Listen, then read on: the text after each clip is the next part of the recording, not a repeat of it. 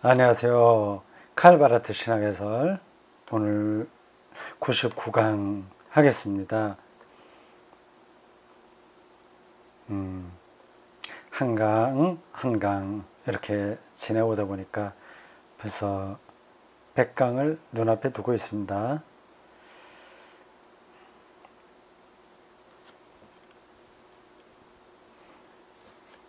보자. 365쪽입니다. 큰 틀에서는 7장에 해당합니다. 죄와 칭의 문제. 죄와 칭의 문제. 이게 한국교회에서 대단히 델리케이트한 문제다. 그 비슷하게 말씀드렸습니다. 오해되는 것도 많고요. 또 너무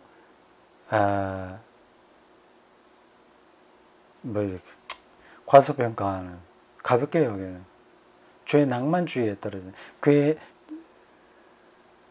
죄의 양극단이죠. 이렇게 표현할 수 있겠습니다. 죄에 너무 지나치게 그거를 매달리게 하는 죄 엄숙주의,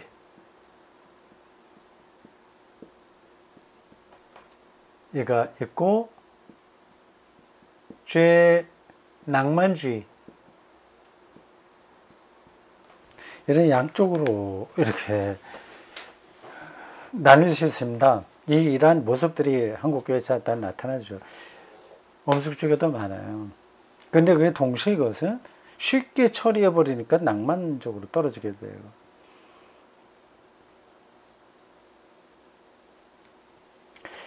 한국교회 신앙생활에서 대단히 많이 언급되면서도 또 많이 오해되고 있는 부분이라서 우리가 생각을 좀 많이 해야 됩니다.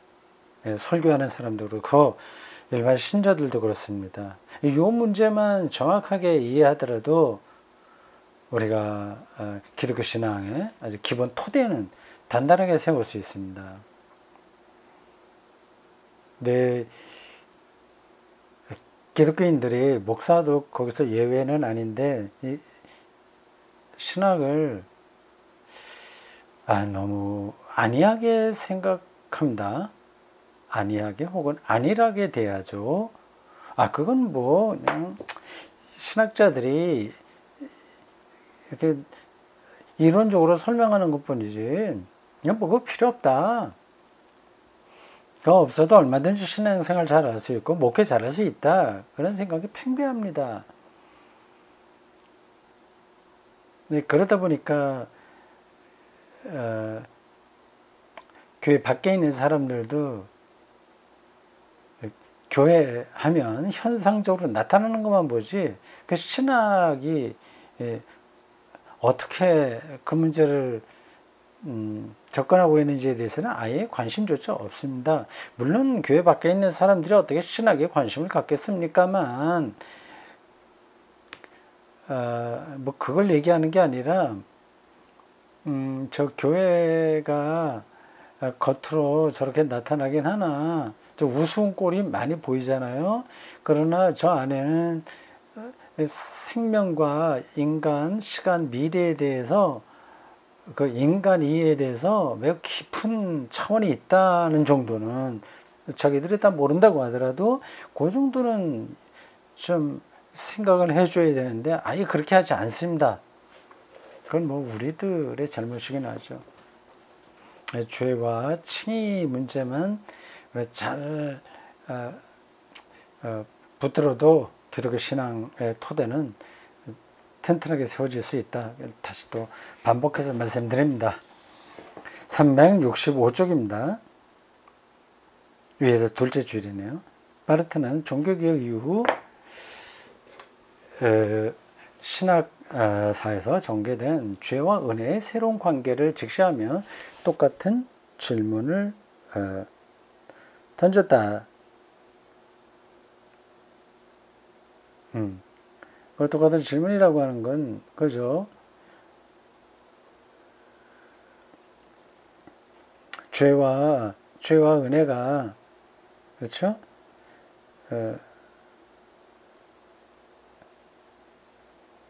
따로따로 있는 것처럼 아까 맞죠? 그런 얘기 아닙니까? 보자. 지난번에 읽은 마지막 단락입니다.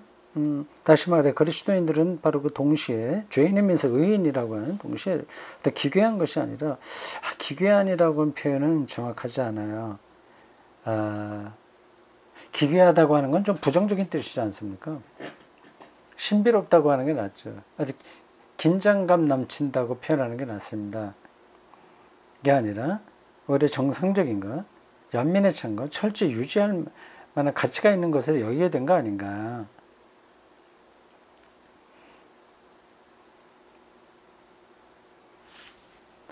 바로 그 동시에가 죄인들의 삶 가운데 계속해서 효력을 나타내고 있다는 점에서 화해는 마치 말로만 발생한 것이라는 의혹 혹은 마치 발생한 것처럼 보일 뿐이라는 의혹 아래 놓이게 된다. 실제로 화해를 이루지 못하면서 그런 것처럼만 생각하는 거 아니냐, 신앙생활에서. 그런 질문입니다. 주여 은혜의 새로운 관계를 직접 똑같은 질문 던졌다. 하나님의 율법이 인간에게 수용될 때 그것이 인간의 자기 판단을 위한 기준이 되는 것처럼 죄 아래 그리고 은혜 아래에 있는 존재도 영혼의 현실성 안에 주어져 두 가지로 나타나는 존재 상태를 이해하게 되었다. 죄인에서 용서받아서 구원받은 사람이 됐으니까 이젠 됐어 하는 거죠. 됐어. 칭의는 이제 하나님의 선포로 됐어. 그러니 의롭게 살려고 하는 거 우리가 노력해야 돼. 이런 거죠. 두 가지 현실성으로 보는 겁니다. 그러나 이제 여기 개혁자들이 그와 같은 복식부기를 가장 단호하게 배제하지 않았다는 사실이 얼마나 숙명적인 결과를 불러왔는지 알 수 있다. 종교개혁자들은 그렇게까지는 미처 생각하지 못하는데 결과적으로 보면 이게 기독교 신앙에서 이 문제가 큰 왜곡을 불러왔다고 하는 겁니다. 이제 죄와 은혜라는 양자, 죄와 은혜, 죄와 은혜, 죄 아래에 있으면서 동시에 은혜 아래에 있다. 의인이면서 동시에 죄인이다. 이 관계성을 얘기합니다. 이게 따로따로 다른 현실성으로 받아들여지게 된 거죠. 이제 죄와 은혜라는 양자는 동일한 영혼의 현실 안에 공존함으로써 서로 다투고 대립되는 상태에 있는 것이 아니라 서로 용납할 수 있는 어떤 것으로 여겨졌다.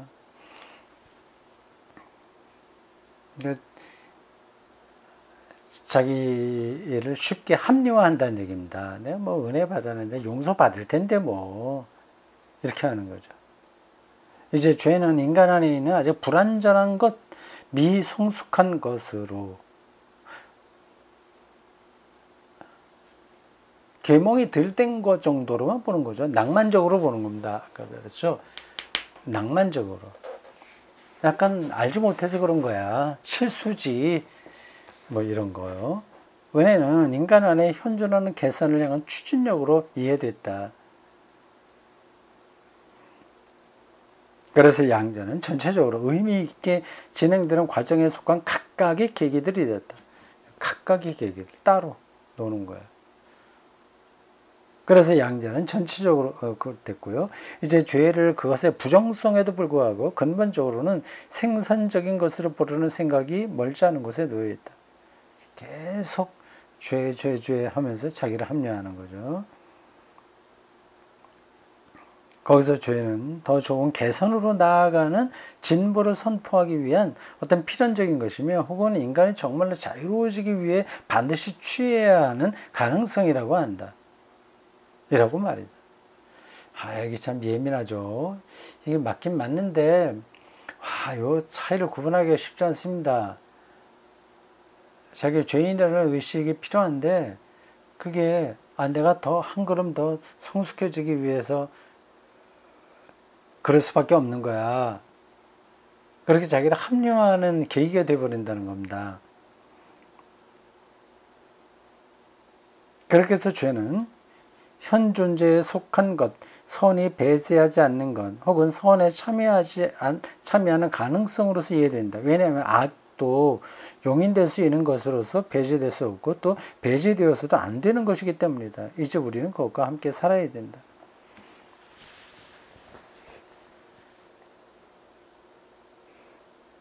여기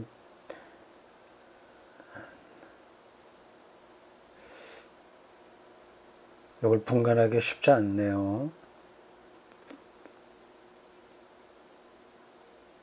자, 좀 나가 보겠습니다. 바르티에 의하면 이와 같은 현대적 죄론이 앞에 있는 게 보통 자유주의라고 하는 겁니다. 죄는 좀 깨닫지 못해서 그래. 계몽이 안 돼서, 교육을 덜 받아서 그래. 그리고 그거는 필요하니까 또 은혜를 받기 위한 하나의 기회이기도 해. 그러니까 그거를 심각하게 생각하지 않는 거죠. 우리가 적절하게 처리해서 좀 교양 있는 인간으로 만들면 된다. 그렇게 생각하는 겁니다.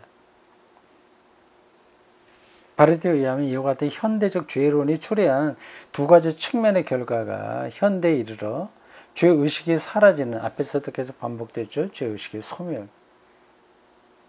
그런 과정에 신학적으로 기여했다. 양쪽 모두에서 죄는 무해한 것이라고 얘기할 거예요. 무해하다.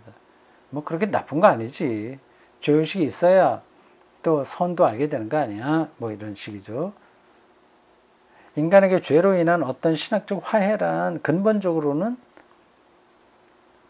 필요하지 않은 것으로 이해되었다. 그 죄의 문제가 일종의 교양이 되어버린 거죠. 교양이 덜 된 것으로, 낭만적인 거죠. 한편으로 인간은 자기 스스로 죄를 용서할 수 있기 때문에, 근데 실수일 뿐이지 이렇게요. 때문이고, 다른 한편으로 죄를 더 높은 곳으로 나아가려는 과정의 한 계기로 간용할 수 있기 때문이다. 이런 현대적인 사고방식이 우리 모두에게 있습니다. 신학적으로 그렇게 배우기도 했고요. 그럼 마음은 편합니다. 실수에서도 또 다시 조금 더 한 걸음 앞으로 나가면 되지. 이런 정도요. 근데 그거가 아니라고 하는 겁니다. 그래서 지금 당장 못된 습관, 모든 잘못된 것 다 완전하게 뜯어 고치지 않으면 안 된다는 말이냐, 그 이야기도 아닙니다. 지금 신학적인 이해를, 신학적인 문제를 붙들고 있는 거예요.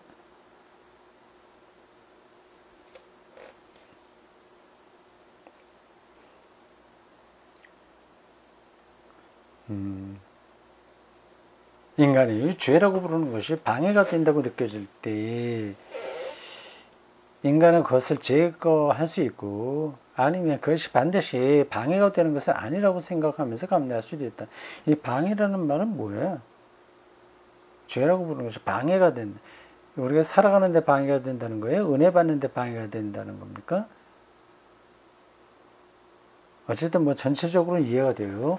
바르트는 이와 같이 죄를 무해화, 그렇게 나쁜 건 아니지 그 죄가, 이런 생각, 이런 관점이 위험하다고 말한다. 왜냐하면 진정한 죄는 결코 무해하지 않기 때문이며, 오히려 무해성의 가면 아래 자신을 숨기면서 주변을 그만큼 더 많이 먹어치우고 황폐화시킬 수 있기 때문이다.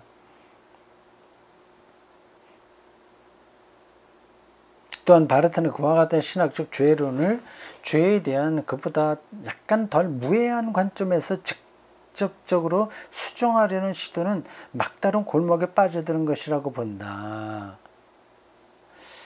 어렵죠. 완전히 너는 죄야, 너는 죽었어, 뭐 지옥불에 떨어져, 다 당장 모든 거를 때려 근본적으로 다 고치자 하면 안 돼. 그게 필요하다는 말을 하는 건 아닌데,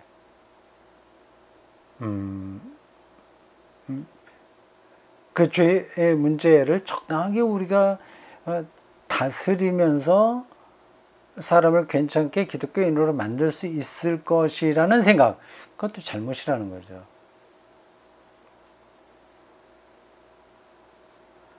죄가 일으키는 손상이 그것의 뿌리에서 관철되고 수정되지 않는다는 점에서, 뿌리에서.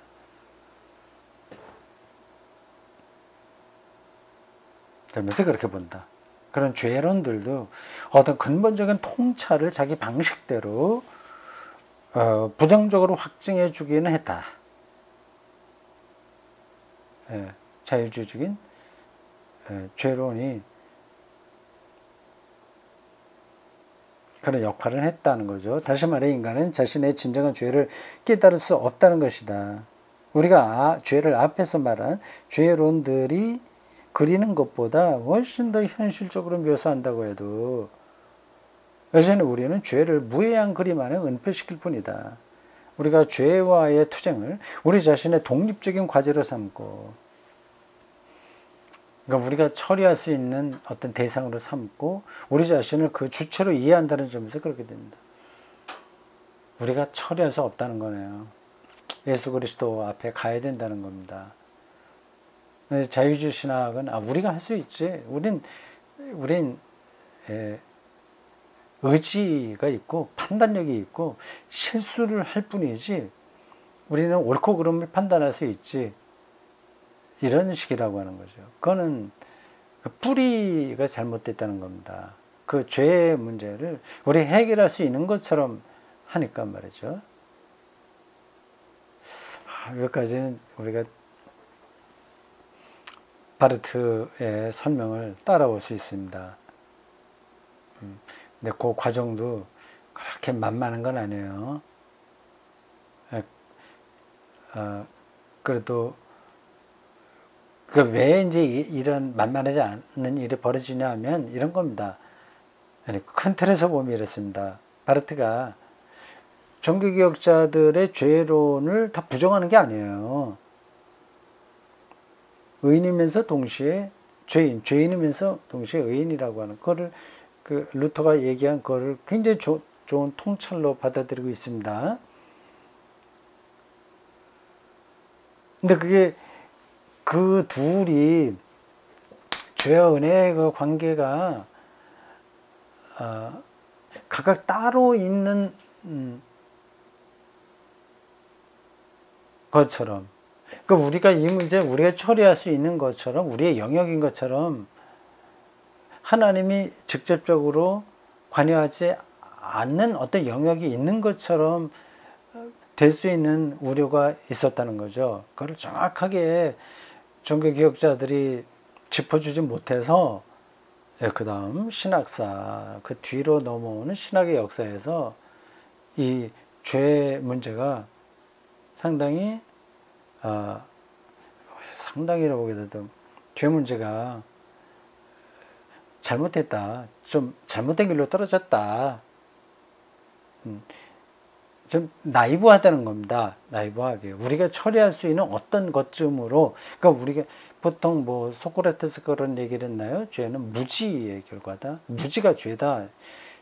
그러니까 알면 죄를 안 짓는다는 얘기하는 거 아니겠습니까? 그러니까 안다는 인식을 깨우쳐주면 그거 된다는 건데, 그런 식으로 우리가 죄 문제를 처리할 수 있는 것처럼 신학이 이 문제를 다뤘다는 겁니다. 이건 잘못된 거죠. 바르트에 의하면. 핵심은 그겁니다. 우리가 처리할 수 없는 것을 처리할 수 있는 것처럼 붙들고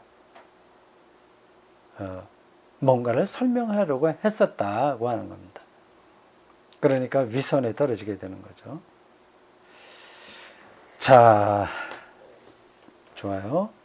그 다음은 소제목, 불쌍히 여기시는 심판자에 대했습니다. 첫 번째 소제목은 뭐였죠? 그래서 저 봤는데 죄의 억압이었고, 두 번째 불쌍히 여길 심판자. 소제목들이 뭐 설교 제목 같아요. 불쌍히 여기시는 심판자. 네, 불쌍히 여긴다는 거하고 심판한다는 거는 서로 대립되는 건데, 이게 그분에게는 동시에 일어난다는 겁니다. 불쌍히 여기소서. 뭐 생각나는 라틴어 있죠? 키리에 엘레이송. 키리에 엘레이송.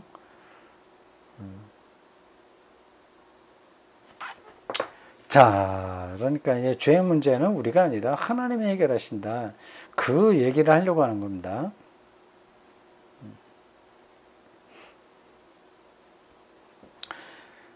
우리는 다시 한번 강조한다.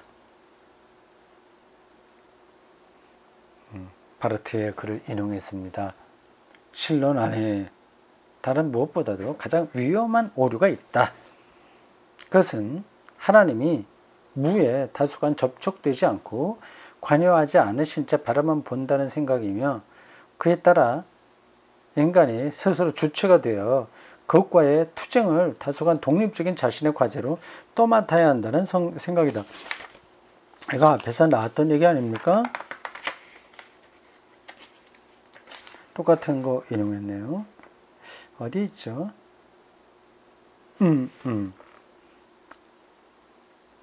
신학적인 문제를 다룰 때 첫 번째로 제시된 명제입니다. 362쪽에 있어요. 3부 3권 415. 네, 똑같이 뭐 각주 된 그 원전 그 각주 똑같습니다. 원래 책 3권 3부 3권 415쪽. 그땐 그게 무슨 말인가 처음에 앞부분에 서 읽을 때는 생각했는데, 이제는 좀 정리가 됐습니다.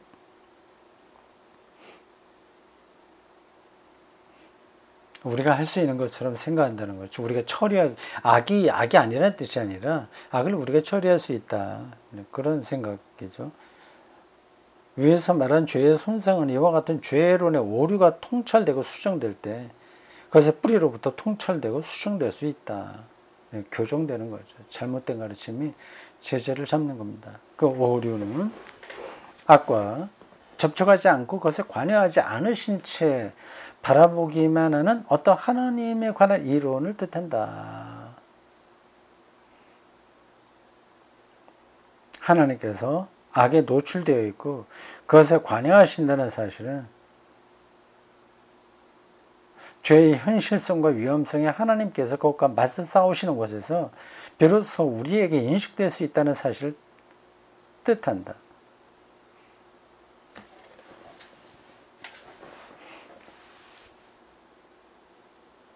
하나님이 그 악 혹은 무 이런 것들을 일부를 관여하지 않고 있는 부분은 없고 다 거기에 하나님이 드러나 있다.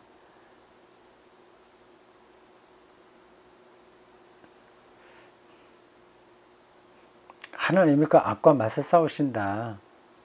그러한 통찰에서 잘못된 신학이 바로잡힐 수 있다는 겁니다. 그곳에서 비로소 죄는 숨어있는 곳으로부터 끌려나오고 얼굴에서 가면이 벗겨진다. 죄는 자신을 우리에게 나타내지 않으려고 숨어 있었고 자신을 무해한 것으로 보이게 하려고 가면을 쓰고 있었다. 그것으로부터 비로소 죄에 대한 명제가 우리에게 분명히 말해진다. 죄에 대한 명제. 뭘까요? 그것은 모든 죄 가운데의 죄는 인간 자신이 죄인임을 부정하는 것, 자신의 현실적인 죄를 무해화하는 것,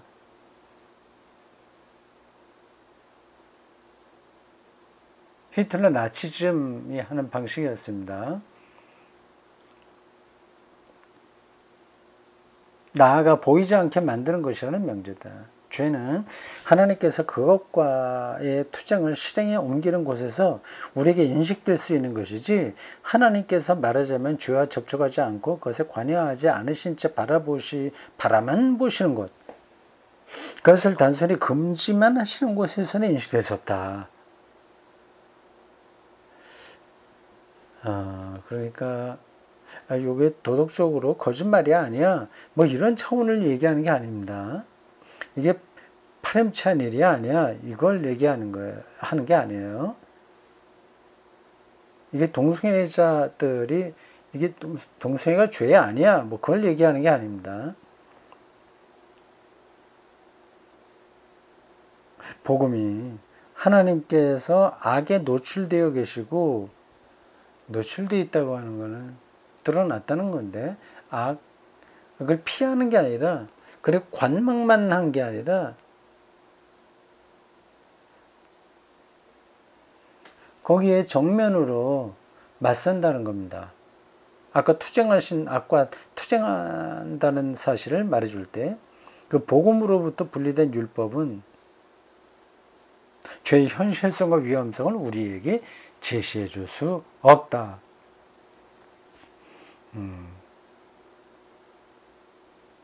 그럼 마지막 문장 다시 읽어보십시오. 복음이 예수 그리스도 사건이죠. 복음이 하나님께서 악에 노출되어 계시고 악과 투쟁한다는 사실을 말해줄 때, 그 복음으로부터 분리된 율법은 우리가 열심히 노력해서 성취해야 될 어떤 도덕 규범 가치들, 사회 질서들, 이런 것들은 죄의 현실성과 위험성을 우리에게 제시해 줄 수 없다.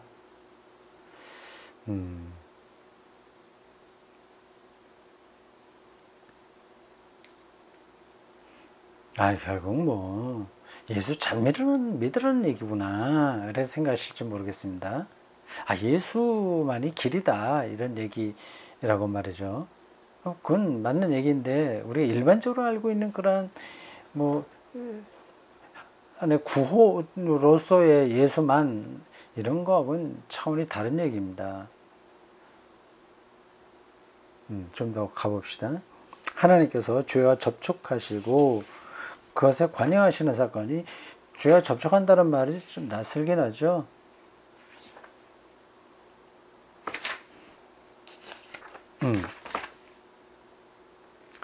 죄에 노출되시고 그것과 투쟁하는 사건은, 예수 그리스도의 십자가 안에서 하나님이 세상에 하나님과 화해하는 사건과 동일하다.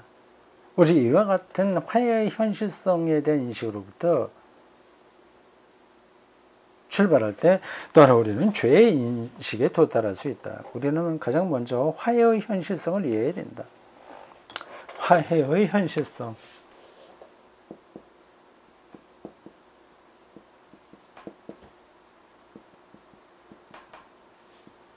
현실성이라고 하는 단어가 또 나왔어요. 계속 나왔죠. 여태까지요. 화해. 실제로 화해가 이루어지는 어떤 힘, 사건, 뭐 그런 거 가리킵니다. 리얼리티예요. Reality of Reconciliation 이라고 영어로 말할 수 있습니다. 인식으로부터 출발할 때 죄의 도달할 수 있다. 화해의 현실로부터 죄의 인식이 가능하다. 사랑받을 때 사랑하지 않는다고 하는 게 뭔지를 알게 되는 거죠.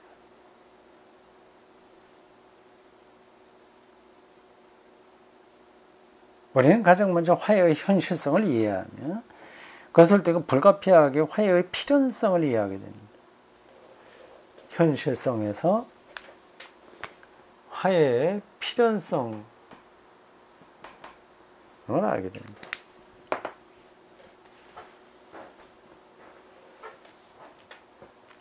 이게 무슨 말일까요?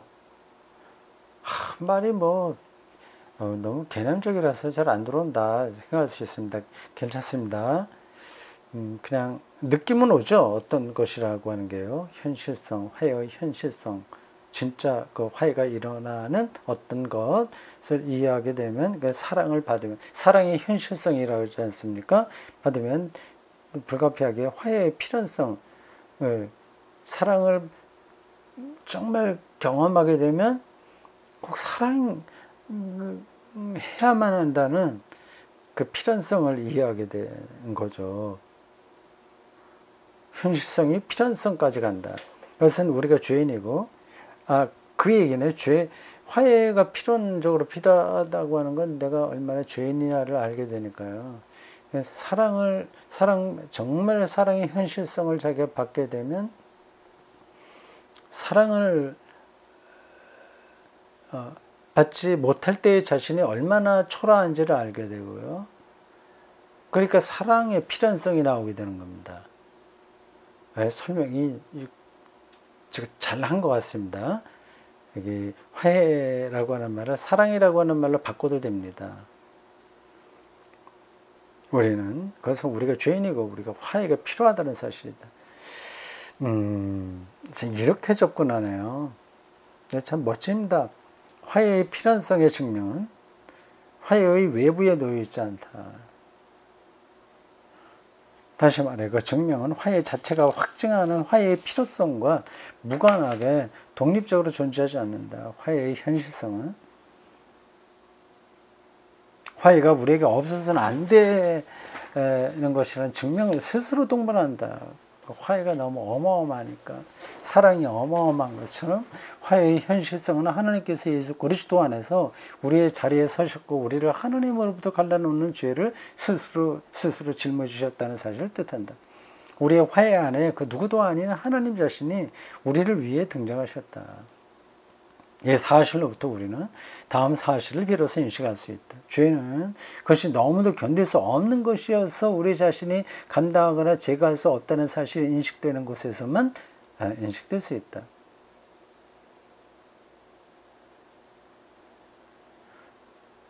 우리가 할 수 없다는 인식에서만 인식된다. 그리고 조금 공부하면 해결하지 이래서는 죄가 인식이 안 된다는 겁니다. 인간의 타락의 기괴한 특성은 하나님께서 그것의 극복을 위해 그리고 인간 구원을 위해 예수 그리스도 안에서 하나님 자신을 버리셨다는 사실에서 분명히 드러난다. 우리의 죄는 그것의 극복을 위해 하나님 자신의 개입이 필요할 정도로 심각한 것이다. 하나님의 개입이 없으면 해결이 안 되는 정도로 심각한 것. 따라서 우리는 죄를 우리 스스로 용서할 수 없고 우리가 나서서 죄와 투쟁할 수도 없다. 대단한 진술입니다. 우리가 죄와 싸울 수가 없어요. 그건 경험적으로 다 아시죠? 아무리 자기가 욕심을 내지 않으려고 하더라도 욕심이 나죠. 잘난 척하지 않으려고 하더라도 아무리 노력해도 교만하죠. 잘난 척하죠. 쉽게 예를 들면 그런 겁니다. 다시 말해 우리가 맞서 투쟁할 수 있다고 생각하는 것이 아직 우리가 현실적인 죄가 아니다. 죄인들이 하나님과 화해하는 화해의 현실성은 이와 같은 사실을 계시한다. 또한 그것은 우리가 행할 수 있는 모든 죄보다 더 큰 죄가 무엇인지도 계시한다. 그것은 우리가 죄와 맞서 싸울 수 있고 홀로 그 투쟁을 수행할 수 있다고 주장하는 것이다. 그것은 죄를 부정함으로써 죄가 절정에 달하도록 도와주는 것이다. 절정에 달하면 생명으로부터 단절되니까 생명 충만감이 주어질 수가 없는 거죠. 그래서 우리 안에 어떤 선한 소양이 있어서 교양이에요. 우리가 죄를 우리 자신으로부터 분리시킬 수 있고 나아가서 우리 자신을 죄로부터 해방시킬 수 있다고 자신하는 것이다. 죄는 지성적인 현대인들이 다 이 생각으로 삽니다.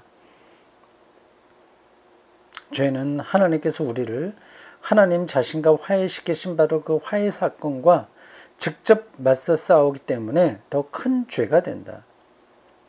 하나님께서 우리의 죄를 피하지 않고 관여하심으로써 우리가 하나님과 화해될 수 있었다는 사실은 우리가 더 이상 우리 자신을 죄로부터 구분할 수 없다는 것을 뜻한다. 그래요. 그러니까 의인이지만 동시에 죄인. 그렇다면 우리가 죄를 소유하는 것이 아니라 우리 자신이 이 죄인으로서 존재한다. 그렇다면 우리는 단순히 어떤 것을 하나님께 용서받는 것이 아니라 우리 자신의 우리 존재가 여전히 악의 유혹을 받는 존재가 하나님과 화해된다. 그렇지 않다면 아무것도 아니다. 이건 참 어마어마한 이야기네요.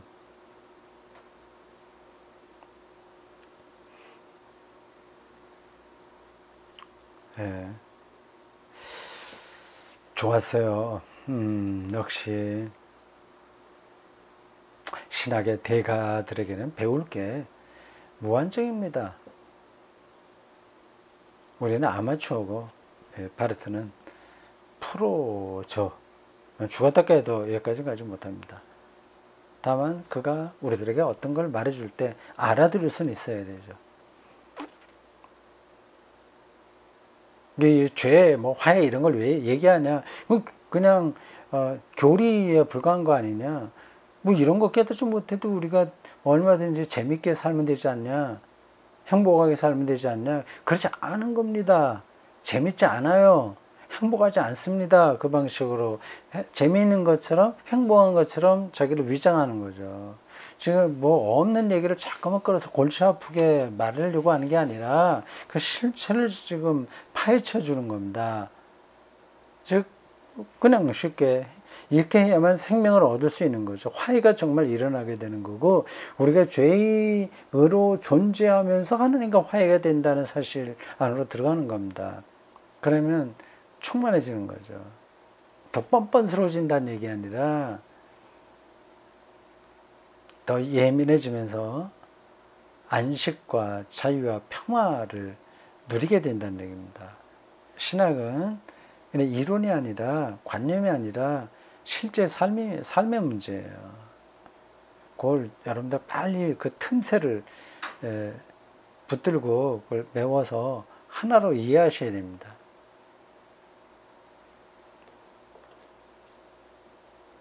자, 오늘 여기까지 하겠습니다. 수고했습니다.